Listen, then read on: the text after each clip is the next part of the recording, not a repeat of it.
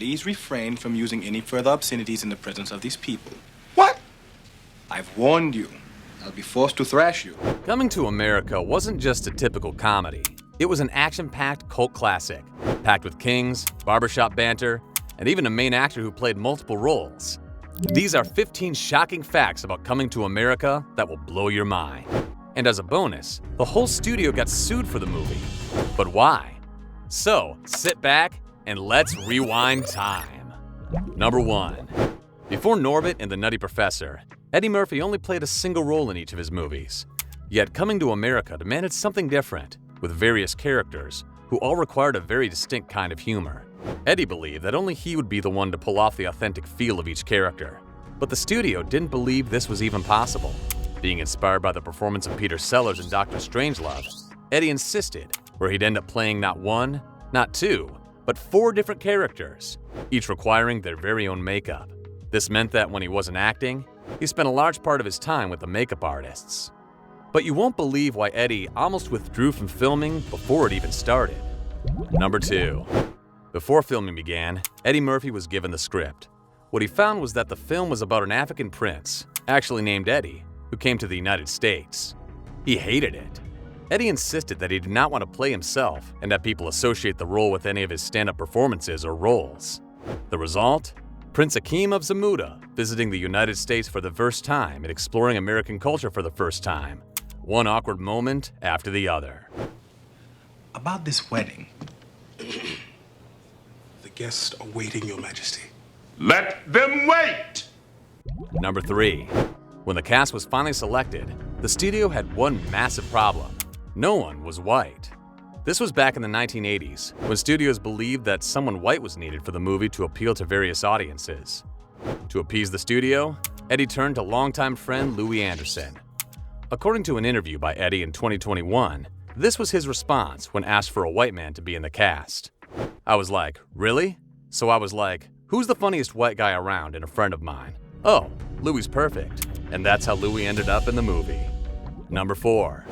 2 of the most powerful characters in the movie were certainly Zamuda's King Jaffe Joffer and Queen Auleon. Portrayed by James Earl Jones and Madge Sinclair, the 2 combined perfectly to make audiences break out in laughter. In fact, Hollywood execs were so impressed that they wanted to keep the pair together. This resulted in both actors being called up for the production of The Lion King in 1994. Jones played the role of Mufasa, with Sinclair sliding in next to him to play the role of Sarabi. Perhaps this is also how Jones became known as the man who said, This is CNN.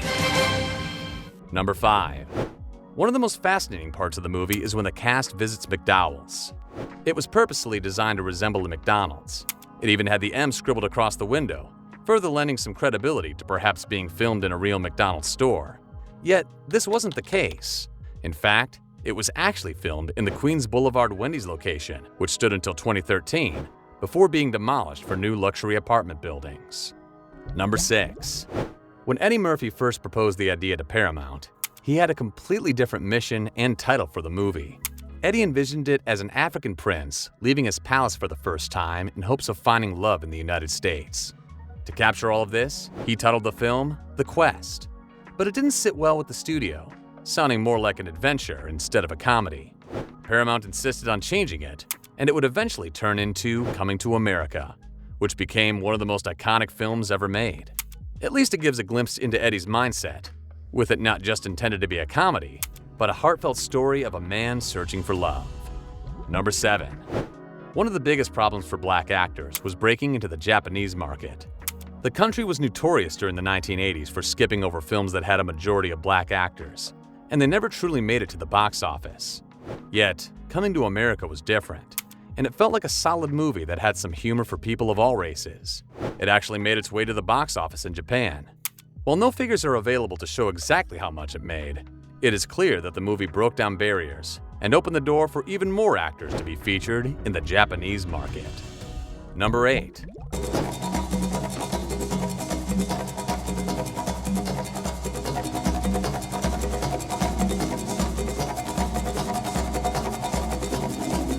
Let's face it, the wedding scene is one of the best in the whole movie.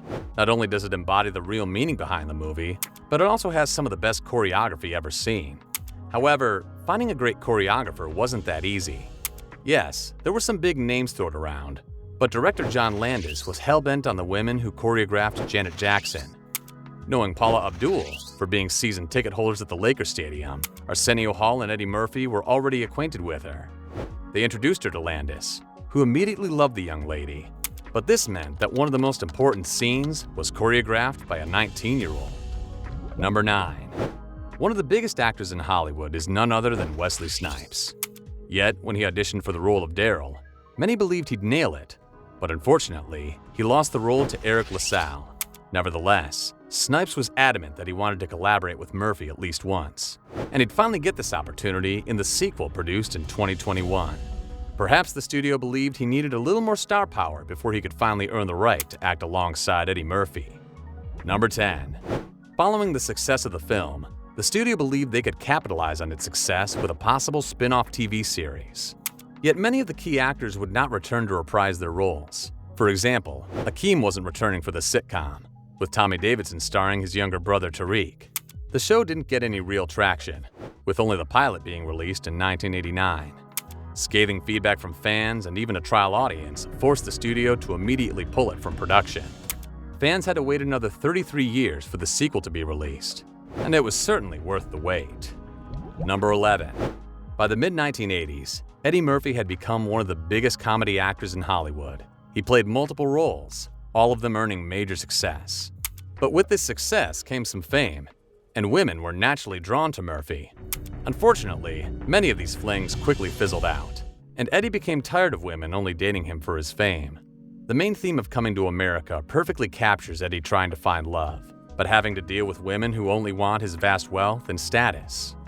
This gives quite some good insight into the heart and mind of Eddie Murphy. But Arsenio Hall also confirmed this statement later. But why did Landis lose all respect for Murphy? Number 12. While both director John Landis and Eddie Murphy had massive success 5 years prior with the hit film Trading Places, it wasn't the same for Coming to America.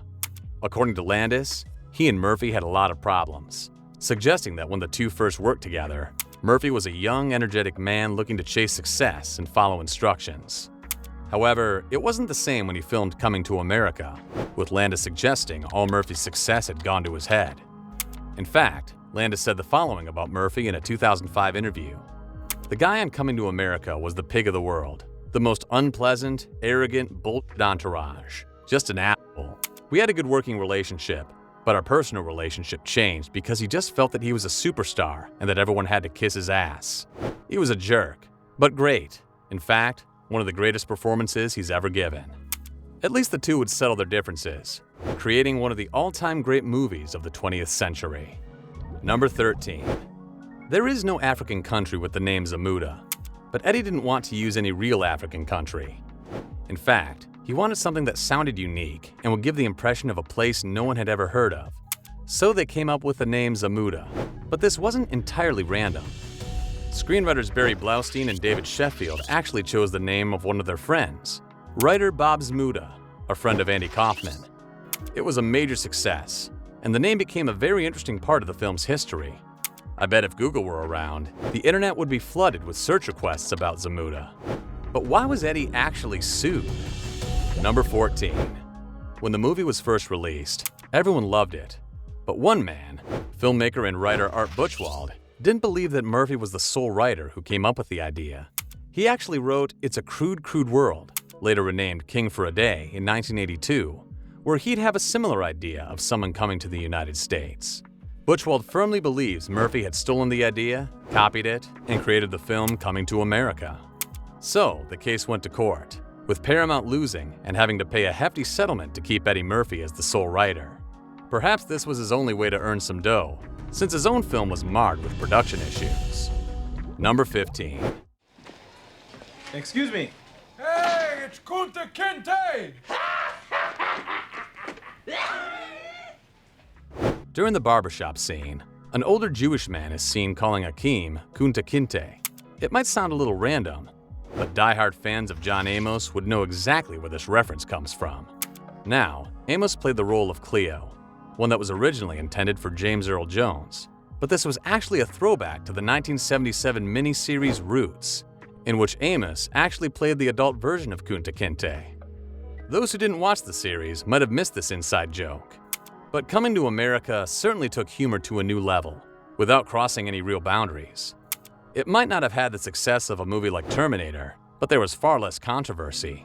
To find out why Arnie didn't want to play T-800, check out this video next.